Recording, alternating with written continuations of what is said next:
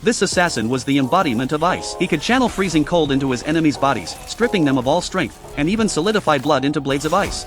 Centuries ago, he froze a man's wife and child into statues, deliberately luring him into a trap of vengeance. Blinded by grief, the man fought but ultimately fell. What the assassin didn't expect. That man was Earth's guardian, and the assassin himself came from another realm, his mission, to wipe out the protectors of Earth. But before she was frozen, the man's wife secretly hid their youngest son. Once the assassin left, a bolt of lightning struck the ground, and the thunder god appeared, taking the child away to raise in secret. 400 years passed. The descendant, Cole, grew into a man. Dragon markings surfaced on his skin, marking him as the chosen guardian. Raiden revealed the truth. Cole's ancestor had been slain and trapped in the Netherrealm, longing for vengeance, and now Cole must inherit the bloodline and defend Earth. But Cole struggled to awaken his power. When the assassin learned of his identity, he sent a giant to eliminate him. At death's door, Cole's wife rushed forward to shield him, only to be struck aside. The giant turned his sights on her, and in that desperate moment, Cole finally awakened. A mystical bracelet materialized on his arm, his body hardening to withstand brutal strikes. With agile movements and twin weapons, he turned the tide and killed the giant. Enraged by his minion's defeat, the assassin entered the fray himself, freezing Cole's wife and child into icy statues. Cole fought back with everything he had,